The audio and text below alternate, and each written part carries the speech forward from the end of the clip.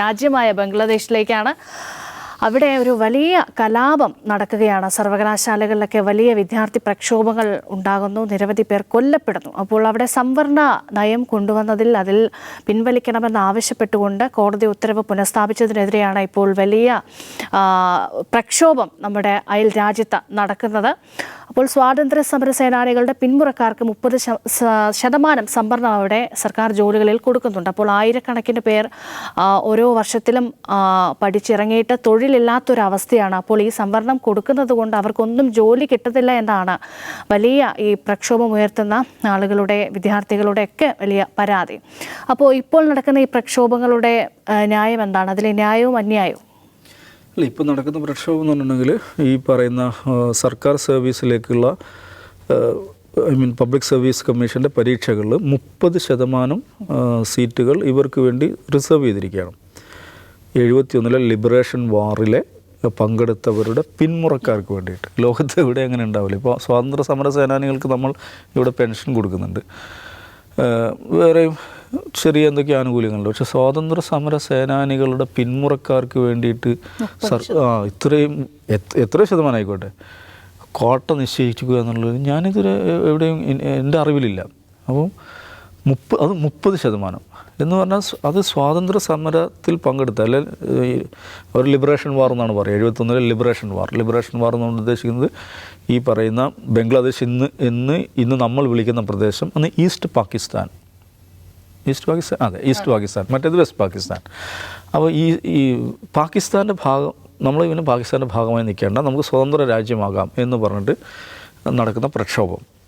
അപ്പോൾ അതിൽ പങ്കെടുത്ത, അതിനുവേണ്ടി നടന്ന യുദ്ധത്തിൽ പങ്കെടുത്ത ആൾ, അതാണ് ലിബറേഷൻ വാർ. അതിൽ പങ്കെടുത്തവരുടെ പിന്മുറക്കാർ 30% എന്ന് പറഞ്ഞാൽ എന്താണ് ഉദ്ദേശിക്കുന്നത് എന്ന് ആലോചിച്ച് നോക്കൂ. അങ്ങനെ ഒരു കോട്ട ഉണ്ടാവുമോ എന്ന് പറഞ്ഞാൽ അതിൻ്റെ മലയാളം എന്താ അറിയോ? അവാമി ലീഗുമായി ബന്ധപ്പെട്ട, ഇപ്പോൾ ഹസീന വാജിദാണ് അവിടെ ഭരിക്കുന്നത്, അവരുടെ പാർട്ടിയാണ് അവാമി ലീഗ്. അവരാണ് ലിബറേഷൻ വാറിൽ ഏറ്റവും പ്രധാന പ്രിൻസിപ്പൽ പാർട്ടി എന്ന് പറയുന്നത്. നമ്മുടെ ദേശീയ പ്രസ്ഥാനത്തിൽ കോൺഗ്രസ് എങ്ങനെയാണോ പ്രിൻസിപ്പൽ പാർട്ടി ആയിട്ടുള്ളത്, അതേപോലെ അവിടുത്തെ ദേശീയ വിമോചനത്തിൻ്റെ പ്രിൻസിപ്പൽ പാർട്ടിയാണ് ആര്? അവാമി ലീഗ്. നമ്മളുടെ നാട് ഇപ്പോൾ രാഹുൽ ഗാന്ധി പ്രധാനമന്ത്രിയായിട്ടൊരു നിയമം കൊണ്ടുവരികയാണ്.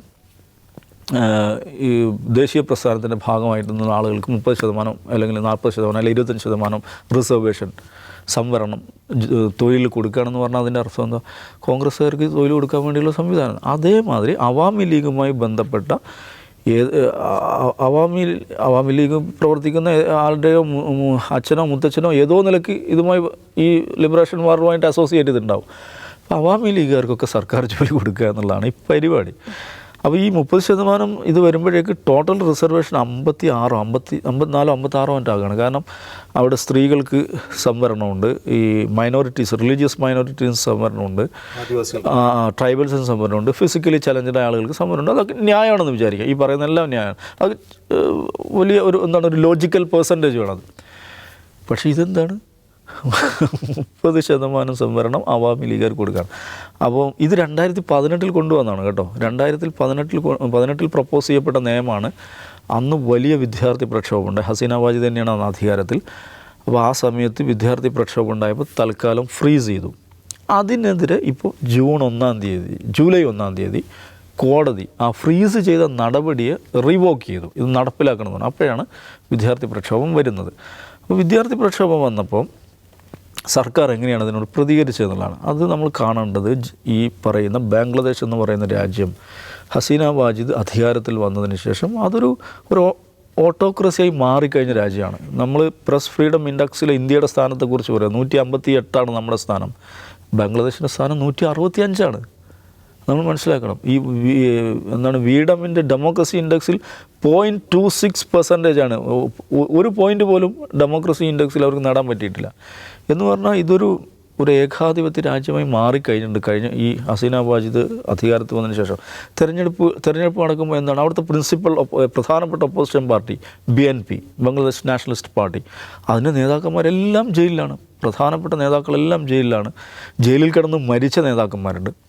രണ്ടാമത്തെ ഏറ്റവും വലിയ പ്രതിപക്ഷ പാർട്ടി ജമാഅത്ത് ഇസ്ലാമി, ആ പാർട്ടിയെ നിരോധിച്ചു. അതിനൊരു ഭീകര സംഘടനയാണെന്ന് പറഞ്ഞ് നിരോധിച്ചു. പക്ഷേ അവിടുത്തെ സർക്കാരിൻ്റെ ഭാഗമായ പാർലമെൻറ്റിലെ 3ാമത്തെ പ്രധാനപ്പെട്ട ബ്ലോക്കായ ഒരു രാഷ്ട്രീയ പാർട്ടിയെ ഭീകര സംഘടനയാണെന്ന് പറഞ്ഞ് നിരോധിച്ച് അതിൻ്റെ 1/2 ഡസനോളം നേതാക്കന്മാരെ തൂക്കിലേറ്റി അങ്ങനെയാണ് പറഞ്ഞാൽ പ്രതിപക്ഷത്തെ ഏറ്റവും പ്രധാനപ്പെട്ട 2 പാർട്ടികളെ ഡിഫങ്ക്റ്റ് ആക്കുന്ന തരത്തിൽ നമ്മളിവിടെ കാണുന്നുണ്ടല്ലോ. ഈ അക്കൗണ്ടുകൾ ഫ്രീസ്, ഇതൊക്കെ നമ്മൾ കാണുന്നത്. അക്കൗണ്ടുകൾ ഫ്രീസ് ചെയ്യുന്നു, നേതാക്കന്മാരെ ED റെയ്ഡ് ചെയ്യുന്നു. അതിൻ്റെ ഒരു എന്താണ് സൂപ്പർലേറ്റീവ് ഡിഗ്രിയിലാണ് അവിടെ കാര്യങ്ങൾ നടക്കുന്നത്. അപ്പോൾ പ്രതിപക്ഷമില്ലാത്ത തരത്തിൽ, മാധ്യമങ്ങളില്ലാത്ത തരത്തിൽ അങ്ങനെയാണ് ഈ ഭരണം പോയിക്കൊണ്ടിരിക്കുന്നത്. ആ സമീപനമാണ് എല്ലാ പ്രതിപക്ഷ സ്വരങ്ങളോടും സ്വീകരിക്കുന്നത്. അപ്പോൾ ഈ വിദ്യാർത്ഥി പ്രക്ഷോഭം വന്നപ്പോൾ എന്താ സംഭവിക്കുന്നത് അറിയോ? പോലീസിനെ എന്താണ് റാറ്റ് പോലീസിനെ വിട്ട് കുട്ടികൾക്ക് നേരെ വെടിവെക്കുന്ന ഒരു ഭാഗത്ത്, മറുഭാഗത്ത് ഛാത്ര ലീഗ് എന്ന് പറഞ്ഞിട്ടുണ്ടെങ്കിൽ ഇവരുടെ വിദ്യാർത്ഥി സംഘടനയാണ്, അവാമി ലീഗിൻ്റെ വിദ്യാർത്ഥി സംഘടന, അവരെയും അയച്ചു വിടുകയാണ്. ഇവരോട് ഏറ്റുമുട്ടിക്കോളാം, അവർ ആയുധങ്ങളുമായി വന്നിട്ട് ഈ കുട്ടികളെ അടിച്ചു പിടിക്കുന്നു. അങ്ങനെ ഈ ഏറ്റവും ഒടുവിൽ റിപ്പോർട്ട് എനിക്ക് തോന്നുന്നു 39 ആളുകൾ കൊല്ലപ്പെട്ട് കഴിഞ്ഞു. 100 കണക്കിന് വിദ്യാർത്ഥി ജയിലിൽ ഹോസ്പിറ്റലിലാണ്. റെയിൽ സംവിധാനം നിശ്ചലമായിരിക്കുന്നു, ഇൻ്റർനെറ്റ് നിശ്ചലമായിരിക്കുന്നു, മൊബൈൽ നിശ്ചലമായിരിക്കുന്നു. സ്കൂളുകൾക്കും കോളേജുകൾക്കൊക്കെ അനിശ്ചിതകാല അവധി പ്രഖ്യാപിച്ചിരിക്കുകയാണ്. ഇത് നമ്മൾ കാണേണ്ട ഒരു കാര്യം എന്താ പറയുക, ഈ ബംഗ്ലാദേശിനെ കുറിച്ച് പൊതുവെ ബംഗ്ലാദേശ് എന്ന് പറയുമ്പോൾ ആളുകളുടെ മനസ്സിൽ ഒരു ദരിദ്ര രാജ്യം എന്നൊരു ചിത്രമായിരുന്നു ഉണ്ടായിരുന്നത്. പക്ഷേ കഴിഞ്ഞ കുറച്ച് വർഷങ്ങളായിട്ട് പ്രത്യേകിച്ച് അത് നമ്മൾ കാണേണ്ടത് ഹസീന വാജിദ് അധികാരത്തിൽ വന്നതിന് ശേഷം തന്നെയാണ് സംഭവിക്കുന്നത്. ഈ അവരുടെ ഡെമോക്രസിയും ഇതൊക്കെ പ്രസ് ഫ്രീഡം ഒന്നും ഇല്ലെന്ന് വെക്കുമ്പോഴും സാമ്പത്തികമായ വളർച്ചയുണ്ടായിരുന്നു. ഈ സൗത്ത് ഏഷ്യയിലെ 2nd ലാർജസ്റ്റ് എക്കണോമിയായി മാറിക്കഴിഞ്ഞു ബംഗ്ലാദേശ്. പിച്ചച്ചട്ടിയുമായി നിൽക്കുന്ന രാജ്യമല്ല അത്. ആ ഒരു ഗ്രോത്ത് അവർ ഭയങ്കരമായിട്ട് കാണിച്ചത്, പ്രത്യേകിച്ച് ടെക്സ്റ്റൈൽ ഇൻഡസ്ട്രിയിലൊക്കെ ഉണ്ടായിട്ടുള്ള. പക്ഷേ അതും താഴോട്ട് പോവുകയാണ് ഇപ്പം. ഈ പറയുന്ന അൺഎംപ്ലോയ്മെൻറ്റ് റേറ്റ് ഭയങ്കരമായിട്ട് ഷൂട്ടപ്പ് ചെയ്യുന്നു. അതിലേറ്റവും പ്രധാനം കാണേണ്ട കാര്യം 17 കോടിയാണ് അവിടുത്തെ ജനസംഖ്യ. ഈ 17 കോടി ജനസംഖ്യയിൽ 29% ആളുകൾ 15 വയസ്സിനും 30 വയസ്സിനും ഇടയിലുള്ള ആളുകളാണ്. അപ്പോൾ ആ സൊസൈറ്റിയുടെ ഒരു അതിൻ്റെ സ്വഭാവം ഒന്ന് ആലോചിച്ച് നോക്കൂ. ഈ 29% ആളുകൾ 15 വയസ്സിനും 30 വയസ്സിനും ഇടയിൽ എന്ന് വെച്ചാൽ യൂത്ത് ബൾജ് എന്ന് പറയുന്നൊരു പ്രതിഭാസമാണ്. അത്രയും യുവാക്കളുടെ അനുപാതം അത്രയും ഭീകരമാണ്. അപ്പോൾ അത്രയും വലിയ തോതിൽ യുവാക്കളുടെ അനുപാതം ഉണ്ടാകുമ്പോൾ ഏത് ഗവൺമെൻറ് റെസ്പോൺസിബിലിറ്റി ഭയങ്കരമായിട്ട് ഉയരും. കാരണം ഇവരെല്ലാം പഠിപ്പിക്കണം, ഇവർക്കെല്ലാം തൊഴിൽ കൊടുക്കണം. ഇവരാകട്ടെ ഭയങ്കര ഒരു ഡൈനാമിക് പോപ്പുലേഷനായിരിക്കും, അങ്ങേയറ്റം ചടുലമായൊരു ജനതയായിരിക്കും. അതുകൊണ്ട് എളുപ്പം കൺട്രോൾ ചെയ്യാനും പറ്റില്ല. അപ്പോൾ ഈ വിദ്യാർത്ഥി സമരത്തോട് സർക്കാർ സ്വീകരിക്കുന്ന സമീപനം ഇപ്പോൾ കഴിഞ്ഞ കുറച്ച് വർഷങ്ങളായി നടന്നുകൊണ്ടിരിക്കുന്ന ഈ എക്കണോമിക് ഗ്രോത്തിൻ്റെ അതിനൊരു നെഗറ്റീവ് വഴിയിൽ സഞ്ചരിച്ചുകൊണ്ടിരിക്കുകയാണ്.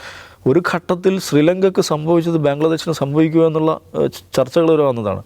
അപ്പോൾ അങ്ങനെ നോക്കുമ്പോൾ ബംഗ്ലാദേശിൻ്റെ എക്കണോമിയെ തന്നെ കുഴപ്പത്തിലാക്കുന്ന തരത്തിലായിരിക്കും ഈ പ്രക്ഷോഭം പോകുന്നത്. പക്ഷേ ജിയുടെ പിന്തുണ ബംഗ്ലാദേശിന് എല്ലാ കാര്യത്തിലും ഉണ്ട് എന്ന് നമ്മൾ കാണണം. ഇപ്പോൾ ബംഗ്ലാദേശിലിപ്പോൾ ദാവൂദ് സർ പറയുന്ന കാര്യം വെച്ച് നോക്കുമ്പോൾ ഒരു ലോട്ടറി അടിക്കുന്ന പോലെ, ഇപ്പോൾ നമ്മളൊരു ലോട്ടറി എടുത്താൽ എല്ലാവർക്കും അടിക്കില്ലല്ലോ, അത്രയും വലിയ ആളുകൾ, നമ്പർ ഓഫ് ആളുകൾ ഉണ്ടാവും, അതിൽ നിന്ന് ഒരാൾക്ക് മാത്രമേ. അതേപോലെയാണ് അവിടെ ഒരു ഗവൺമെൻറ് ജോലി കിട്ടുക എന്നുള്ളത് നിലവിലെ സാഹചര്യത്തിൽ ഈ സംവരണമൊക്കെ കഴിഞ്ഞിട്ട്. അപ്പോൾ സ്വാഭാവികമായിട്ട് ഏറ്റവും ന്യായമായ ആവശ്യമാണ്. വിദ്യാർത്ഥികളാണ്, യുവജനങ്ങളാണ് ഈ സമരരംഗത്തുള്ളത്. സമരകേന്ദ്രങ്ങളാകുന്നത് സർവകലാശാലകളാണ്. അപ്പോൾ ഒരു പുനരാലോചന അവിടെ സർക്കാരിന് സ്വീകരിക്കേണ്ടി വരുമോ ഈ വിഷയത്തിൽ? 2018 ഇത് പ്രഖ്യാപിച്ചതിന് ശേഷം, ഈ റിസർവേഷൻ പ്രഖ്യാപിച്ച ശേഷം ഹസീന വാജിദ് തന്നെ ഇത് പിൻവലിച്ചിരുന്നു പ്രൊട്ടസ്റ്റിനെ തുടർന്ന്. പിന്നെ ഇത് ഒരു ഹൈക്കോടതി ഇതെന്ത് ചെയ്യുന്നു, ഇത് റീഇൻസ്റ്റേറ്റ് ചെയ്യുകയാണ് ചെയ്തത്. ആ റീഇൻസ്റ്റേറ്റ് ചെയ്ത ഹൈക്കോടതി വിധിക്കെതിരെ സുപ്രീം കോടതിയിൽ കേസുണ്ട്. ആ കേസ് നിലനിൽക്കുകയാണ് ഈ പ്രൊട്ടസ്റ്റ് എന്ന് പറയുന്നത്. അപ്പോൾ ഈ പ്രൊട്ടസ്റ്റ് കോടതിക്കെതിരെയാണോ? അല്ല, ഈ പ്രൊട്ടസ്റ്റ് ഹസീനയ്ക്കെതിരെയാണ്. അതിൻ്റെ കാരണം എന്ന് വെച്ചാൽ നമ്മൾ കണ്ടല്ലോ, ഈ വിദ്യാർത്ഥികളാണ് ആദ്യം പ്രതികരിക്കുക. രാജ്യത്തിൻ്റെ രാഷ്ട്രീയ കാലാവസ്ഥയിൽ വിദ്യാർത്ഥികളാണ് ആദ്യം പ്രതികരിക്കുക. നമ്മൾ രോഹിത് വെമുല ഇൻസിഡൻറ്റിൽ കണ്ടു, പൗരത്വ പ്രക്ഷോഭത്തിൽ കണ്ടു. ഇവിടെ അത് തന്നെയാണ് സംഭവിക്കുന്നത്. ഇതിൻ്റെ കാരണം എന്ന് വെച്ചാൽ ഈ ഹസീന വാജിദ് 4ാം തവണയാണ് പ്രസിഡന്റ് ആവുന്നത്, തുടർച്ചയായ 4ാം തവണ. തുടർച്ചയായ ഒരാൾ 4ാം തവണ പ്രസിഡന്റ് ആവുക എന്ന് പറഞ്ഞാൽ അയാൾ എത്രമാത്രം ഓട്ടോക്രാറ്റ് ആവുമെന്ന് ചുമ്മാ ഒന്ന് ആലോചിച്ച് നോക്കിയാൽ മതി. പുടിൻ ഒക്കെ പോലെ ഒരാളായി മാറിക്കഴിഞ്ഞു. അല്ലെങ്കിൽ ബംഗ്ലാദേശ് രാഷ്ട്രീയം അങ്ങനെ തന്നെയാണ്, മുമ്പും അങ്ങനെ തന്നെയാണ്. അപ്പം ഈ കഴിഞ്ഞ തെരഞ്ഞെടുപ്പ്, ഈ 2024 ജനുവരിയിലാണ് ഇലക്ഷൻ കഴിഞ്ഞത്. ആ തെരഞ്ഞെടുപ്പിൽ ഷെയ്ഖ് ഹസീനയുടെ എതിർ party Bangla national party BNP, അവരുടെ പേരെന്നാണ് ഖാലിദ സിയ, അവരുൾപ്പെടെയുള്ള പ്രതിപക്ഷ കക്ഷികൾ ഈ തെരഞ്ഞെടുപ്പ് ബഹിഷ്കരിച്ചു. അവരാരും സ്ഥാനാർത്ഥികളെ നിർത്തിയില്ല. എന്ന് മാത്രമല്ല, ഈ പ്രതിപക്ഷം ബഹിഷ്കരിച്ച തെരഞ്ഞെടുപ്പിലെ പോൾ പെർസെൻ്റ് എത്രയാണെന്ന് അറിയാം? 48%. ആ 48% കൂടുതൽ വോട്ട് കിട്ടിയാണ് ഷെയ്ഖ് ഹസീന അവിടെ ഭരിക്കുന്നത്. അപ്പോൾ അവിടെ ഡെമോക്രസി ഉണ്ടോ? അതൊന്നുമില്ല അവിടെ. ദാവൂദ് പറഞ്ഞല്ലോ, ഈ എക്കണോമിക് ഗ്രോത്ത് ഉണ്ടായെന്ന് പറഞ്ഞല്ലോ. എക്കണോമിക് ഗ്രോത്ത് ഉണ്ടാകുന്ന ഒരു പൊളിറ്റിക്കൽ സ്റ്റെബിലിറ്റി ഉണ്ടായി കഴിഞ്ഞാൽ സ്വാഭാവികമായിട്ട് സംഭവിക്കുന്ന ഒരു കാര്യമാണ്. മറ്റൊന്ന്, ഈ ചൈനയിൽ ഇൻവെസ്റ്റ് ചെയ്യാതിരിക്കാൻ വേണ്ടി, ചൈനയിൽ നിന്നുള്ള ഇമ്പോർട്ട് കുറയ്ക്കാൻ വേണ്ടിയിട്ട് യൂറോപ്യൻ രാജ്യങ്ങളും അമേരിക്കയൊക്കെ കൂടി ബംഗ്ലാദേശിൽ ഈ പ്രത്യേകിച്ചും ടെക്സ്റ്റൈൽ ഇൻഡസ്ട്രിയിൽ, ഗാർമെൻറ്റ് ഇൻഡസ്ട്രിയിൽ, റെഡിമെയ്ഡ് വസ്ത്ര നിർമ്മാണ രംഗത്ത് വലിയ തോതിൽ അവിടെ ഇൻവെസ്റ്റ് ചെയ്യുന്നുണ്ട്. അങ്ങനെയുള്ള ഇൻവെസ്റ്റ്മെൻറ്റാണ് അവിടുത്തെ ഒരു എക്കണോമിക് ഗ്രോത്തിന് കാരണമായി മാറിയത്. അതിപ്പോൾ തിരിച്ചടിക്കാനുള്ളൊരു കാരണം വിയറ്റ്നാമിലേക്ക് ആ ഇൻവെസ്റ്റ്മെൻറ്റ് മാറുന്നുണ്ട്. ചൈനീസ് ഇൻവെസ്റ്റ്മെൻറ്റ് നേരത്തെ ബംഗ്ലാദേശിൽ വന്നത് വിയറ്റ്നാമിലേക്ക് മാറുന്നതുകൊണ്ട് അവിടെ കുറച്ച് തിരിച്ചടി ഉണ്ടാകുന്നുണ്ട്. അവിടുത്തെ പ്രശ്നം ഏറ്റവും പോപ്പുലേറ്റഡ് ആയിട്ടുള്ളൊരു കൺട്രിയാണ്. അവിടെ യുടെ പകുതി പോലും ഇല്ല. അത് യുടെ പകുതി അല്ല, പക്ഷേ യുടെ അത്ര ജനസംഖ്യയുള്ള ഒരു രാജ്യമാണ് ഈ ബംഗ്ലാദേശ് എന്ന് പറയുന്നത്. അത് മാത്രമല്ല 10 ലക്ഷം റോഹിംഗ്യകളാണ് അവിടെ അഭയാർത്ഥികളായിട്ട് നാം പഠിച്ചിട്ടുള്ളത്. അതായത് റോഹിംഗ്യകൾക്ക് അഭയം കൊടുത്ത ഒരു രാജ്യമാണ് ബംഗ്ലാദേശ്. പിന്നെ ഈ നാച്ചുറൽ കലാമിറ്റി സ്ഥിരമായിട്ടുണ്ടാകുന്ന ഒരു സ്ഥലം.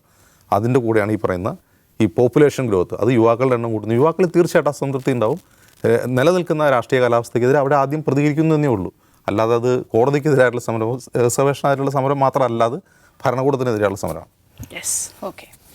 ഔട്ട് ഓഫ് ഫോക്കസിൻ്റെ സമയം ഇവിടെ അവസാനിക്കുകയാണ്. നമസ്കാരം.